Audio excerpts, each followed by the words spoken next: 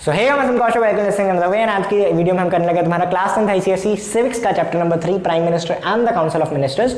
सो chapter easy है but काफी बच्चों को कंफ्यूज कर देता है, प्रेसिडेंट प्राइम मिनिस्टर रहे वो, उसे क्लियर कर देंगे आज की वीडियो में। सो टाइम वेस्ट नहीं करते, ठीक है, काफ़ी टाइम कम है, आई नो, फिर से पहले ही देखते हो तो मेरी वीडियोस। तो सबसे पहले प्राइम मिनिस्टर। अब देखो पिछले चैप्टर में हमने पढ़ा कि प्रेसिडेंट के पास क्या क्या पावर्स है, प्रेसिडेंट इसका हेड है, इसका हेड है, पर हमने एक और लाइन पढ़ी थी, president is the nominal head. Nominal head का मतलब क्या होता है कि नाम का हेड, ठीक है, नाम का मुखिया या जो भी, कि कहने को पावर्स हैं उनके पास, बट जो रियल में आज की टाइम पे इंप्लीमेंट करने के पावर नहीं है, ठीक है। जो प्रेसिडेंट है उसे नॉमिनल हेड बोलते हैं, जो प्राइम मिनिस्टर है उसे हम बोलते हैं जो एक्शन करवाता है, ठीक है।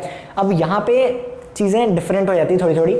प्रेसिडेंट अभी भी सबसे ऊपर है, वाई? बिकॉज कोई भी बिल पास होएगा, कोई भी कुछ होगा ना, बहुत तगड़ा इंडिया का डिसीजन होगा, साइन किसके होंगे? प्रेसिडेंट के। साइन किसके होंगे? प्रेसिडेंट के, पर मर्जी किसकी होगी? प्राइम मिनिस्टर की।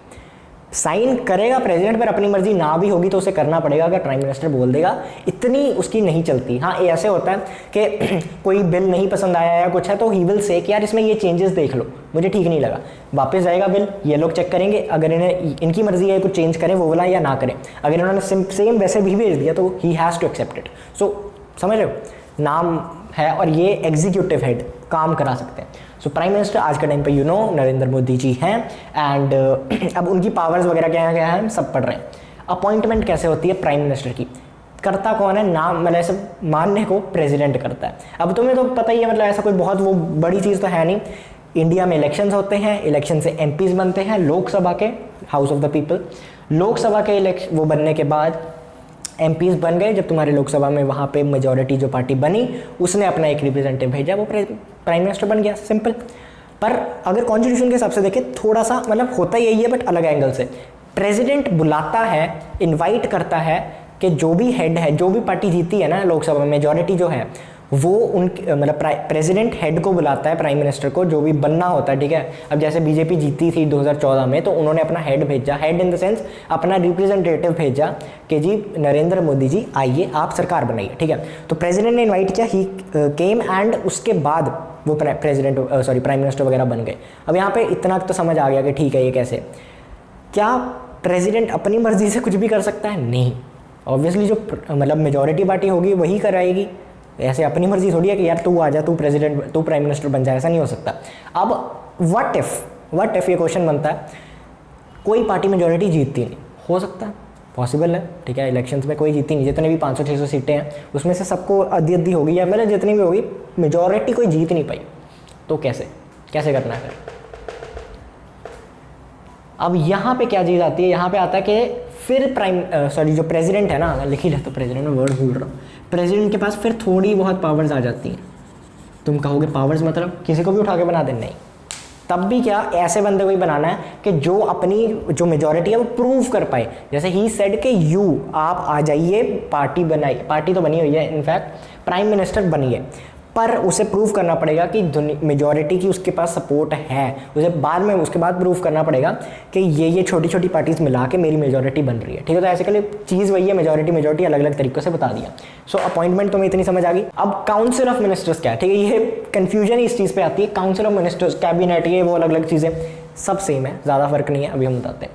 काउंसिल ऑफ मिनिस्टर्स, मिनिस्टरों का संगठन, ठीक है, मतलब काउंसिल वही है ना कि आज में बातचीत करेंगे, देश के लिए कुछ लॉज वगैरह बनाएंगे। तो सिंपल क्या है, अब बनते कैसे मिनिस्टर्स? देखो, एक तो है हमने मेंबर ऑफ पार्लियामेंट इलेक्ट किए, हमने बंदों ने किया, ठीक है, लोकसभा के, ये हमने कर लिया। लेकिन मिनिस्टर, जैसे तुमने पढ़ा हुआ रेलवे मिनिस्टर, ये मिनिस्टर, फाइनेंस मिनिस्टर, ऐसे अलग अलग तरीके के मिनिस्टर होते हैं, डिप्टी मिनिस्टर, मतलब होम मिनिस्टर, ऐसे बहुत तरीके के। तो काउंसिल ऑफ मिनिस्टर्स कैसे बनते हैं? कौन बनाता है? प्रेसिडेंट बनाता है। पर कौन पीछे से बोल कौन रहा है, इसे बना दे, इसे बना दे, इसे बना दे, इसे बना दे?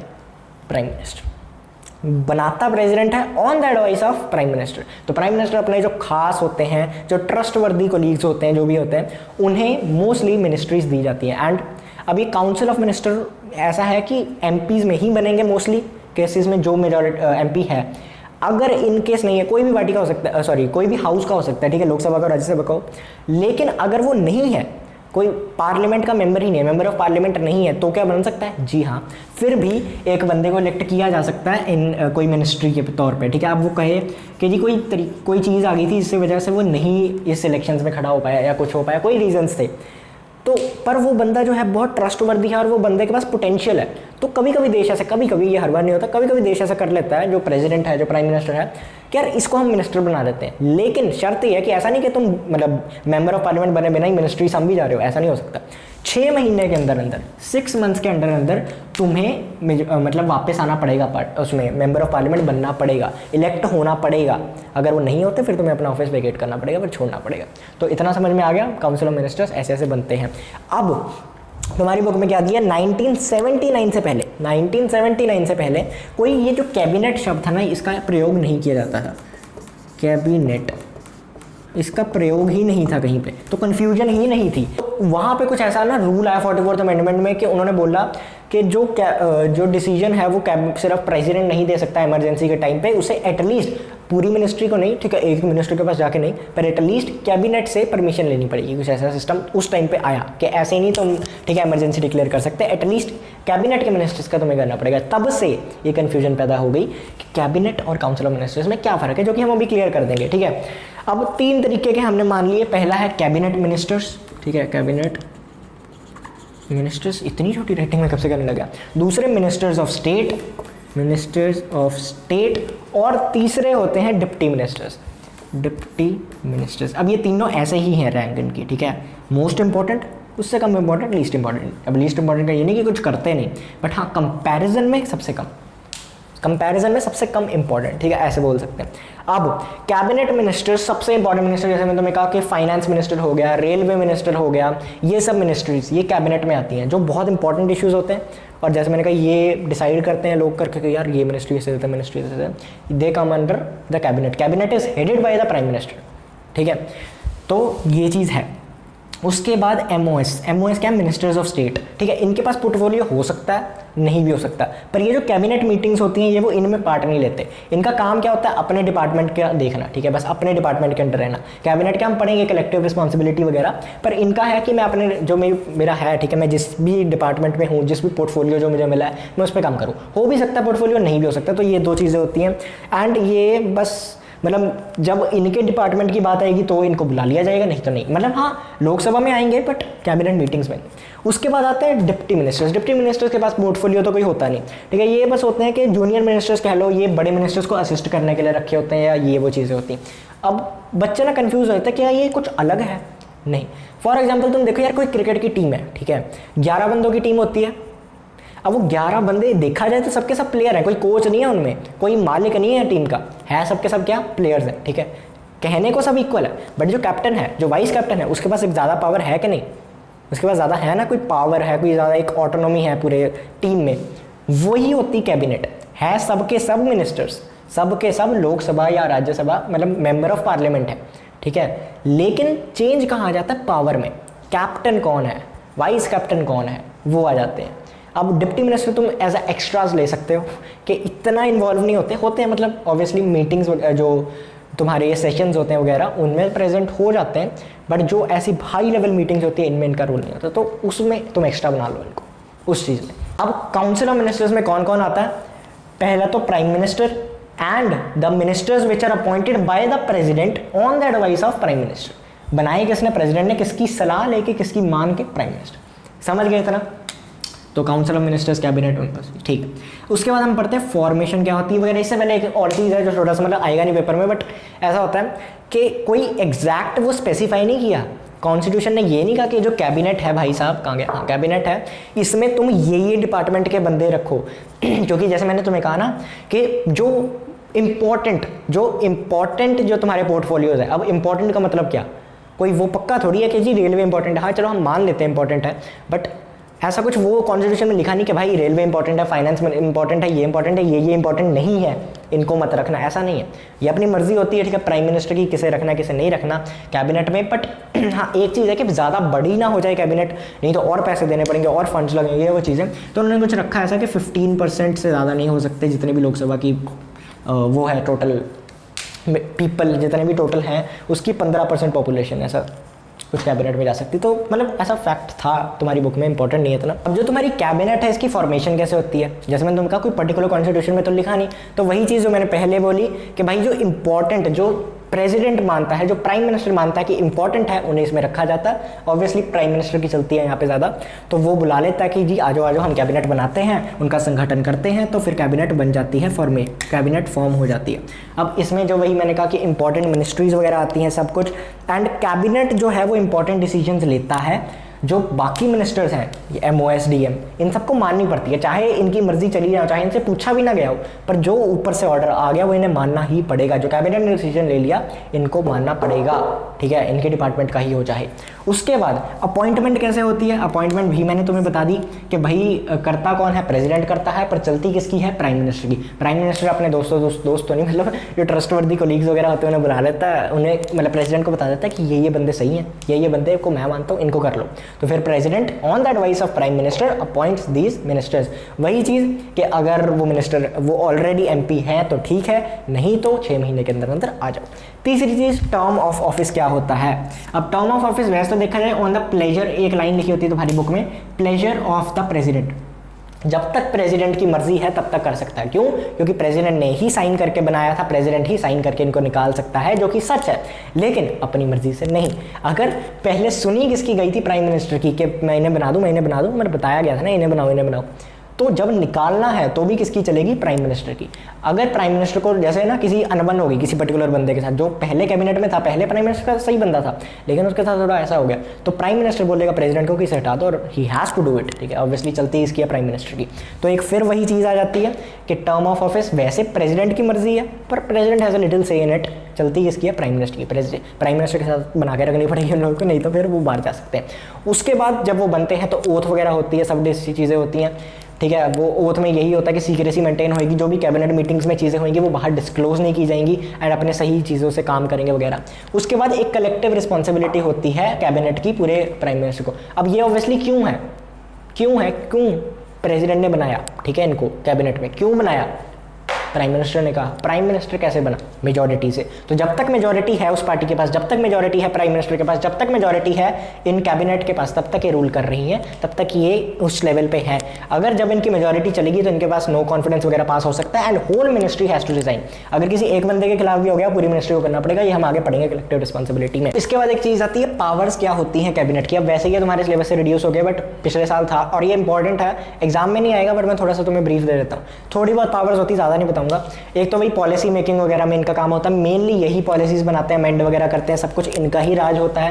राज इन द सेंस, ठीक है, मतलब बाद में ऑब्वियसली बिल पास वगैरह करना होता है, बट जो भी इंपॉर्टेंट डिटेल्स वगैरह हैं, चाहे अब कोई पर्टिकुलर मिनिस्टर के अंडर है, वो MOS और DMs को बुला लेते हैं, पर करते कौन है, मेनली कैबिनेट ही। उनके साथ थोड़ी डिटेल्स प्लान आउट वगैरह करके करेंगे, मेनली यही। और जो भी तुमने पिछले चैप्टर में प्रेसिडेंट की पावर्स पढ़ी थी वो यही है।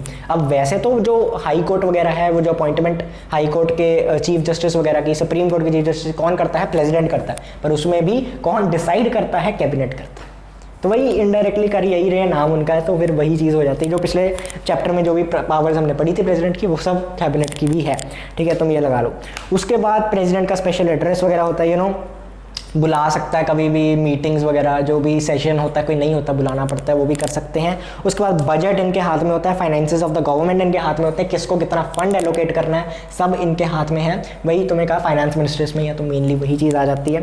And introduction of money bills यहीं से ही शुरू होते हैं, ठीक है, मतलब ऑब्वियसली पास कराने पड़ते हैं दोनों हाउसेज में, वो सब चीज़ें अलग हैं, बट शुरू कहाँ से होते हैं, असली डिटेलिंग कौन करता है, कैबिनेट ही करती है। तो एमरजेंसी में भी प्रोक्लेमेशन वगैरह लगाई जा सकती है, कर लगाता प्रेसिडेंट है on the advice of the cabinet. तो ये सब थी इनकी पावर्स। अब हम पढ़ते हैं प्राइम मिनिस्टर की। अभी हमने कैबिनेट किया, प्राइम मिनिस्टर की पोजीशन क्या है, पावर्स क्या है। सो जैसे हमने स्टार्टिंग में बात कर ली थी, प्रेसिडेंट प्राइम मिनिस्टर, कौन, प्रेसिडेंट नाम का head, prime minister executive head. असली पावर्स प्राइम मिनिस्टर के पास है, बट साइन किसके चलते हैं, प्रेसिडेंट के, ठीक है। तो अब हम पढ़ रहे हैं इनका रिलेशन क्या होता है आपस में, प्रेसिडेंट और प्राइम मिनिस्टर का। अब जैसे मैंने कहा, काम जितनी भी पावर्स हैं प्रेसिडेंट के हाथ में, वो असली में कौन उसका फ़ायदा उठाता है, या फ़ायदा तो नहीं, मतलब अब है ही कॉन्स्टिट्यूशन ऐसा, तो क्या करें, ठीक है। कॉन्स्टिट्यूशन ने ये बहुत डिटेल के साथ पहले ही प्लान आउट किया है, मतलब इसमें ये नहीं है कि ये सही है गलत है, ये काफ़ी डिटेल के सोच समझ के कुछ किया है, ठीक है। तो प्रेसिडेंट के पास जितनी पावर्स हैं उन्हें असली में एक्सरसाइज कौन करता है, प्राइम मिनिस्टर, ठीक है। जो प्रेसिडेंट है वो बुला सकता है राज्यसभा वगैरह को, लोकसभा वगैरह को, कि आ जाओ तुम, हम सेशन करते हैं। डिसॉल्व कर सकता है कि लाइक मेजॉरिटी वगैरह नहीं बन रही, हम छोड़ रहे हैं, ये सब कर रहे हैं, तो डिसोल्यूशन वगैरह ये सब चीज़ें प्रेसिडेंट करेगा on the advice of prime minister, इतना समझ में आ गया। उसके बाद बाकी वही चीज़ें जो prime minister chooses the ministers and prime minister ने बता दिया मिनिस्टर प्रेसिडेंट को, प्रेसिडेंट ने वो मिनिस्टर बना दिए। उसके बाद जो कैबिनेट है, कैबिनेट डायरेक्टली कैबिनेट के जो मिनिस्टर्स हैं प्रेसिडेंट के पास जाके बातें नहीं कर सकते, ये नहीं कह सकते कि मुझे ये चीज़ सही लग रही है, ये चीज़ बना दें, ये चीज़ बना दें, नहीं। कोई एडवाइस है, कोई सजेशन है, कोई चीज़ पूछनी है, कोई डाउट है, कुछ भी है, कैबिनेट के मिनिस्टर्स डायरेक्टली बात नहीं कर सकते प्रेसिडेंट से। कैबिनेट वाले बात करेंगे अपने हेड से जो कि है प्राइम मिनिस्टर फिर आगे जाके प्रेसिडेंट से बात करेगा। No minister can talk about national issues, national interest के बारे में डायरेक्टली विद द प्रेसिडेंट नहीं बात कर सकते, ठीक है। ये था एक तुम्हारा point. The president can ask the council of ministers to reconsider any matter, जैसे मैंने तुम्हें कहा कि जो प्रेसिडेंट है उसकी मर्जी है, प्रेसिडेंट बोल सकता है एक बार बोल सकता है कि जो भी आपने बिल भेजा है कुछ भी, इसे एक बार रिकंसिडर कर लो। अब वो मानने के नहीं, वो तुम्हें कहा इतनी की पावर है, फिर मानना नहीं मानना, पर एक बार बोल सकते हो, तो ये एक पावर होती है। इससे एक चेक रहता है छोटा मोटा, पर कह लो छोटा मोटा ही, पर चेक है कैबिनेट की पावर्स पे, कैबिनेट के उस पर। अब हम पढ़ते हैं प्राइम मिनिस्टर की जो पावर्स हैं या रिलेशंस हैं विद द कैबिनेट। अब कैबिनेट का पहली चीज़, ही इज़ द हेड, कौन? Prime minister is the head of the cabinet ना, वही लीड करते हैं। दूसरी चीज़, पोर्टफोलियोज वगैरह एलोकेट यही करते हैं, तो कौन सी मिनिस्ट्री किसे देनी, कौन सी मिनिस्ट्री किसे देनी है, साइन कौन करेगा? प्रेसिडेंट। पर पावर्स असली में किसके पास हैं? वही प्राइम मिनिस्टर के पास ही है, ठीक है। तो एक चीज़ निकल आती है। उसके बाद जो कैबिनेट में मतलब कोई मिनिस्टर नहीं सही से काम कर रहा है, कुछ कर रहा है, कोई अनबन होगी या कुछ जो भी है, प्राइम मिनिस्टर से हटा सकता है। ऑब्वियसली साइन फिर से किसके होंगे? प्रेसिडेंट। पर पावर्स किसकी होगी? Prime minister. तो बना के रखनी पड़ती है। उसके बाद अगर प्राइम मिनिस्टर रिजाइन कर दे, अपना रेजिग्नेशन लेटर दे दे, तो पूरी मिनिस्ट्री चली जाएगी, पूरी मिनिस्ट्री को रिजाइन करेगा जितने भी मेंबर हैं, सबके सब, कैबिनेट खत्म हो जाएगी, मतलब नहीं बनेगी फिर, मतलब खत्म उस टाइम के लिए हो जाएगी। तो वही कलेक्टिव रिस्पॉन्सिबिलिटी आएगी अभी। पर बेसिक ये पॉइंट्स है। और कोई है? Power to direct and coordinate policy, वही के पॉलिसीज वगैरह बनाने में सबसे ज़्यादा पावर किसकी होती है? प्राइम मिनिस्टर की। तो अब हमने प्राइम मिनिस्टर के बारे में हमने पढ़ लिया है जी, प्रेसिडेंट के साथ कैसे रिलेशंस हैं, हमने कैबिनेट के साथ पढ़ लिया। अब हम पढ़ते हैं पार्लियामेंट के साथ क्या है। अब देखो पार्लियामेंट में क्या है, हम बोल देते हैं ही is the head of the Lok Sabha. अब क्यों बोलते हैं? बिकॉज जो लोकसभा की में कौन है? मेजॉरिटी पार्टी का हेड तो वो है ही, तो मेजॉरिटी पार्टी का है तो वी कैन से के ही is the head of the Lok Sabha, क्योंकि मेजॉरिटी पार्टी का है। दूसरा पॉइंट यही है, spokes person of the government. Government के जितने भी डिसीजन वगैरह हैं, गवर्नमेंट, पूरी गवर्नमेंट, प्राइम मिनिस्टर अकेला गवर्नमेंट नहीं है, पूरी सरकारें, ठीक है। ये जो कैबिनेट वगैरह सब मिनिस्ट्री में आ जाती है, तो वो पूरी गवर्नमेंट का स्पोक्स पर्सन है। कोई भी सरकार ने कोई बिल निकाला, कोई कुछ निकाला, कोई क्रिटिसाइज कर रहा है, he has to answer it, ठीक है।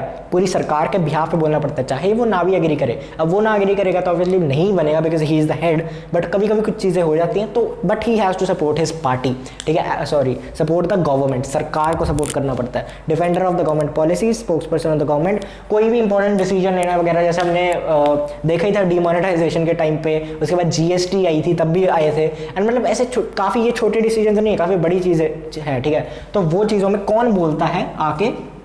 The prime minister. Intervention in cases of controversial issues. अब ये क्या है कि जब कोई मुद्दा गर्म हो जाए ना, जैसे तुमने देखा होगा लोकसभा वगैरह में कई बार डिबेट होते होते बहुत मतलब गर्म मुद्दे चले जाते, बहुत ज़्यादा ही मतलब वो हो जाता है ना, ऐसे लड़ाई लड़ी के लग रहा है अब वो कभी हल निकल ही नहीं सकता। तो कई बार डिजॉल्व तो नहीं, मतलब बंद करने का, उन्हें शांत करने का, कि बस जी आज के लिए बंद कर दो, वो सब पावर होती है प्राइम मिनिस्टर के पास।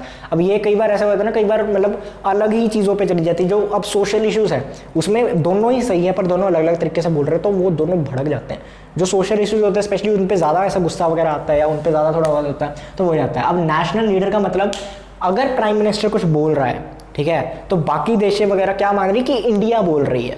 इट्स नॉट कि वो एक बंदा बोल रहा है, वो बंदा नहीं है जब तक वो 5 साल तक या जितने भी साल तक he is at that level, at that position है, मतलब इंसान है, बट उनके पास ये पावर है कि वो पूरे इंडिया के बिहाफ पे बोलते हैं। उन्होंने कुछ बोला, पूरे इंडिया की वो माना जाता है कि पूरे इंडिया का ये फैसला है, ठीक है। तो एक वो होता है नेशनल लीडर का।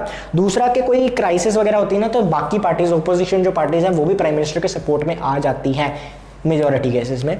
उसके बाद the prime minister tries to protect the interest of the country in international forums. जो भी बाहर जाके, जो अभी G17 हुआ था, आई थिंक, मतलब प्राइम मिनिस्टर तो नहीं गए थे डायरेक्टली, बट जो भी हुआ था, ऐसे जो इससे भी बड़े बड़े थोड़े हों, ठीक है, बहुत कंट्रीज इकट्ठे हो रही हैं वगैरह, तो प्राइम मिनिस्टर खुद जाके, जब भी मतलब खुद जाएगा, तो वो पूरे इंडिया के इंटरेस्ट के बारे में बात करेगा। ऐसा नहीं कि मुझे तुम 10 करोड़ दे दो जी, मैं तुम्हारा ये काम करवाता, तो नहीं, इंडिया को दो, इंडिया के बिहाफ पे, ठीक है। तो वो चीज़ होती है, he is a national leader and prime minister decide करता है कि कौन से देश के साथ हमारे कैसे रिलेशन होंगे, किससे कितना इंपोर्ट करना है, कितने किससे एक्सपोर्ट करना। ऑब्वियसली उसके अलग अलग मिनिस्टर्स हैं, बट बेसिक कितने जियो पॉलिटिक्स वगैरह कौन है? जियोपॉलिटिक्स का हेड हमारा प्राइम मिनिस्टर। अब prime minister is also the x official chairman of the NITI Aayog योजना वगैरह। अब ये तुम कहोगे क्या ये लाइन याद ही कर लेना, बिकॉज ये चीज़ हमने प्रेसिडेंट में भी करी थी, जब वो के जो काफ़ी लीडर थे ना कि इंडिया की जो डिफेंस वगैरह थे तो उसके प्रेसिडेंट, बट इन सब चीज़ों के थोड़े बहुत प्राइम मिनिस्टर हेड है। उसके बाद जो नेशनल लीडर का भाई कि जब कोई इलेक्शन होते हैं कहते तो हम कि इस मिनिस्टर को डाल रहे हैं, इस मिनिस्टर को डाल रहे हैं, बट अल्टीमेटली जो लोगों के दिमाग में चीज़ होती है वो क्या होती है कि इस पार्टी का पीएम कौन बन रहा है, चेहरा कौन है पीएम का, ठीक है। कोई सीएम का भी हो तो भी होता है, पर अभी हम प्रेसिडेंट प्राइम मिनिस्टर की बात कर रहे हैं, तो पीएम कौन है इस पार्टी का, उस हिसाब से वोट डालते हैं। इन 3 पार्टीज हैं, इनमें ये है, इसमें से मुझे सबसे काबिल ये लग रहा है, इसे डालते हैं, ठीक है। तो वो जो प्राइम मिनिस्टर है वो पूरी जो अपनी पार्टी का उसका फेस भी होता है, उस मोस्टली लोग उसके बिहाफ पे ही वोटें डालते हैं, या तो उसके साथ या उसके अगेंस्ट, ठीक है। तो ये चीज़ होती है। अब उसके बाद अथॉरिटी चेक क्या है? अथॉरिटी चेक है बेसिकली कि एक वो ऐसा नहीं है कि मतलब पूरे डिक्टेटर ही बन जाए, कई हुआ है देशों में ऐसा, डिक्टेटर वगैरह मतलब काफ़ी पहुंच गए वहाँ तक ऑलमोस्ट, पर इंडिया में ये नहीं है, ठीक है। अभी इंडिया में पूरी डेमोक्रेसी है, पूरा ऐसा है कि नहीं जी मतलब तुम कुछ भी नहीं कर सकते, तो अथॉरिटी चेक भी रहता है। एक तो सबसे बड़ी चीज़, अपनी पार्टी के साथ तुम कुछ भी नहीं कर सकते, अपनी पार्टी वालों को ये नहीं कह सकते चलो अब मैं बन गया, तुमने मुझे मेजॉरिटी दे दी तुम जाओ, अब नहीं, उनका सपोर्ट रखना है। अगर वो तुम्हारे खिलाफ मुकर गए तुम्हें रिज़ाइन करना पड़ जाएगा। उसके बाद तुम्हें पूरा ऐसा देखना पड़ेगा कि तुम्हारी मेजॉरिटी बनी भी हुई है, अगर कोई जैसे वही मैंने कहा मुकर गया कुछ, तो तुम्हारी जो पोजीशन है बहुत वल्नरेबल हो जाती है, बहुत दिक्कतों में आ जाती है, खतरे में आ जाती है। उसके बाद जो ऑपोजिशन है वो तो मौके ढूंढती ही है कि प्राइम मिनिस्टर को हम कैसे ना कैसे क्रिटिसाइज कर दें वगैरह। अब वो मोस्ट केसेस में, कई केसेस में सही भी होता है क्रिटिसाइज करना, ठीक है, पॉजिटिव क्रिटिसिज्म, कोई ऑपोजिशन होनी भी चाहिए सही से वर्क करने के लिए। कई केसेस में वो थोड़ा ऐसा हो जाता है बस कि जी ये हमसे अलग है इसलिए हम इन्हें क्रिटिसाइज कर रहे हैं, ये अलग पार्टी है इसलिए हम क्रिटिसाइज कर रहे हैं, चाहे सही चीज़ भी की हो, तो वो अलग चीज़ें होती है, अलग पर्सपेक्टिव होते हैं। जो प्रेस है, जो मीडिया है, जो न्यूज़ है, ठीक है, जो ये सब चीज़ें, इन सब का भी काफ़ी चेक होता है उनकी इमेज पे, प्राइम मिनिस्टर की इमेज पे वगैरह, के भाई मतलब ऑब्वियसली वोटें किसने डाली, लोगों तक ऐसे डायरेक्टली बातें तो पहुंचती नहीं, कौन देखेगा लोकसभा के 2-2 घंटे के सेशन है वो, कोई नहीं देखता। तो न्यूज़ चैनल जो क्लिप डालते हैं, जो कि ये करते हैं वो करते हैं, उसके बिहाफ पे ही लोगों तक पहुंचता है ना कि ये बंदा कैसे एक्ट कर रहा है, क्या कर रहा है, क्या डिसीजन ले रहा है, तो वो भी एक काफ़ी बड़ा चेक पॉइंट होता है। तो आखिरी टॉपिक इस चैप्टर का कलेक्टिव एंड इंडिविजुअल रिस्पॉन्सिबिलिटी। जो कैबिनेट है, जो तुम्हारा कॉन्स्टिट्यूशन है ना, उसमें 75(3) आर्टिकल में दिया गया है जो कलेक्टिव रिस्पॉन्सिबिलिटी उसके बारे में, कि जो कैबिनेट है उसकी पूरी मिनिस्ट्री की कलेक्टिव रिस्पॉन्सिबिलिटी है। उसका क्या मतलब है, अगर कैबिनेट ने कोई फैसला दिया तो चाहे वो मिनिस्टर उससे एग्री करता हो, ठीक है, लेट्स से 20 मिनिस्टर थे, ठीक है, फॉर एग्जाम्पल, ऐसा कुछ नंबर नहीं है, 20 मिनिस्टर थे, उसमें से 17 ने या 19 ने लेट्स से एग्री कर लिया, 19 ने एग्री कर लिया, तो ऑब्वियसली वो पास तो हो ही जाएगा, मेजॉरिटी चल रही है यहाँ पे भी, तो उन्होंने बाहर बिल वुल निकाल दिया, कुछ कर दिया, कोई छोटा मोटा या उन्होंने वो काम कर दिया, ठीक है। अब दूसरी पार्टी ने सवाल खड़े किए या कुछ किए, तो ये जो एक मिनिस्टर है जो नहीं माना वो ये नहीं कह सकता लेट्स से वो जो बिल था या कुछ था वो बहुत बुरे तरीके से फेल हो गया, वो मतलब इंप्लीमेंट हुआ पर बहुत उसका रिजल्ट बिल्कुल ही गंदा हो गया, बिल्कुल ही ऑपोजिट आ गया फॉर एग्जाम्पल। तो ये जो एक मिनिस्टर है ये नहीं बोल सकता भाई कि मैंने देखा, मैंने तो बोल रही था, हाँ कैबिनेट के अंदर जो मर्जी बोल ले, जो मर्जी, लेकिन बाहर दूसरे पार्टी अगर सवाल पूछे तो ये नहीं बोल सकता, वो ये नहीं कह सकता कि भाई मुझे नहीं पता, मैंने तो इनको मना किया था, देख लो तुम, मैंने तो वोट डाली नहीं थी इनको, ये नहीं बोल सकता। उसे बोलना पड़ेगा, उसे बताना पड़ेगा कि ये क्यों हुआ, वो भी रिस्पॉन्सिबल है पूरा का पूरा, चाहे वो उससे एग्री करे डिसीजन से, चाहे ना करे, ठीक है। दूसरी चीज़, कोई भी ऐसा आया है तो उसके बारे में बताना, रूल वगैरह के बारे में बताना, वो लॉ वगैरह के बारे में बताना पूरी मिनिस्ट्री का काम है, किसी से भी पूछा जा सकता है, सब एग्जैक्टली इक्वली रिस्पॉन्सिबल होता है। ये नहीं कि जैसे कोई फाइनेंस का निकला है तो सिर्फ वही है, नहीं, पूरी कैबिनेट रिस्पॉन्सिबल है उस चीज़ के लिए। तीसरी चीज़ कि वोट ऑफ नो कॉन्फिडेंस अगर पास हो गई कोई एक मिनिस्टर के खिलाफ भी, वोट ऑफ नो कॉन्फिडेंस के हम पे भरोसा नहीं है, जो भी वोट ऑफ नो कॉन्फिडेंस होती है, पढ़ा होगा तुमने, मैंने पढ़ाया हुआ आई थिंक, वो पास हो गई तो पूरी मिनिस्ट्री को रिजाइन करना पड़ जाएगा, ठीक है। ऑब्वियसली वो कम ही होता है क्योंकि मेजॉरिटी चाहिए उसके लिए, मेजॉरिटी तो है ही प्राइम मिनिस्टर की, तो वो इतना नहीं हो पाता। इंडिविजुअल रिस्पॉन्सिबिलिटी, अब कलेक्टिव में तो हमने कर लिया कि इकट्ठे कैसे होते हैं, इंडिविजुअल ऑब्वियसली सिंपल है, जो इंडिविजुअल तुम्हारी मिनिस्ट्रीज हैं तुम्हारे पास, ठीक है, रेलवे है, किसी के पास ये है वो है, तो उस चीज़ के लिए तुम रिस्पॉन्सिबल हो, उसमें जो भी लॉस बन रहे हैं, उसमें जो भी चीज़ें हो रही हैं उसके लिए तुम रिस्पॉन्सिबल हो, ठीक है। कोई एमपीज जो हैं, ठीक है, कोई भी आके तुम पे उस डिपार्टमेंट, तुम्हारे डिपार्टमेंट के मतलब रिलेटेड सवाल पूछ सकता है, तो तुम ऑब्लिगेटरी हो उसे जवाब देने के लिए। वो अलग अलग तरीके के होते हैं, कोई रिटर्न में आता है, कोई वो आता है, वो मैं पहले पढ़ा चुका हूँ आई थिंक 9th में, पर बेसिकली वो है कि तुम उसे जवाब देना पड़ेगा, ठीक है, यू आर ऑब्लिगेटरी, वो आंसर तुम्हें देने पड़ते हैं, ठीक है, तो एक वो चीज़ रहती है। सो इंडिविजुअल रिस्पॉन्सिबिलिटी ये होता है, और कभी कभी ऐसा होता है कि तुम्हें जवाब देना पड़ता है जब तुम्हारी जो डिपार्टमेंट है वो कोई गलत काम कर ले, कोई सिक्योरिटी ब्रीच हो गई, कोई कुछ हो गया, कोई कुछ हो गया, तो कई केसेस में तुमने देखा होगा वो मिनिस्टर रिजाइन कर देता है। क्यों? क्योंकि उसे ब्लेम लेना पड़ता है पूरी मिनिस्ट्री का, तो वो रिस्पॉन्सिबल है, ठीक है, अपनी पूरी मिनिस्ट्री के। अब किसी जूनियर बंदे ने, कोई जूनियर बंदे ने कुछ कर लिया, कुछ गलत कर दिया, अब वो इतना सडन था कि चाहे उसको पता भी नहीं लग पाया हो, ये सही कर ही नहीं सकता था बंदा जो भी ऊपर मिनिस्टर बैठा है, ये सही कर ही नहीं सकता था इसे, क्योंकि इसे पता ही नहीं लगा, इसे पता ही बाद में लगा। लेकिन अब क्या होगा, इससे मोस्ट प्रोबेबली अब वो रिज़ाइन कर देगा। अब तुम कहोगे इसकी क्या गलती, पर लेकिन ऐसा होता है, ब्लेम लेना पड़ता है, कई बार ऐसा होता है, इंडिविजुअल रिस्पॉन्सिबिलिटी होती है, ये अपने डिपार्टमेंट के साथ कलेक्टिव रिस्पॉन्सिबिलिटी पूरी कैबिनेट इकट्ठे होकर जो भी करती है वो सब चीज़ें होती हैं। सो या दैट इज़ इट, ये चैप्टर इतना ही था। मैंने इतना बोर्ड कभी नहीं सजाया, मैंने ब्लू पेन लिया, कुछ मैंने कहा मार्कर लिया, मैंने कहा कुछ अलग होगा। सो आई होप तुम्हें पसंद आया हो, एंड इसी के साथ तुम्हारी हिस्ट्री वगैरह की और बाकी सब्जेक्ट्स की होपफुली नई वीडियोस जल्दी से जल्दी आती रहेंगी। That is it for today guys, I hope तुम्हें वीडियो समझ आई हो, and you can follow me on Instagram शुभम_9, डिस्क्रिप्शन में लिंक है, and see you in another video.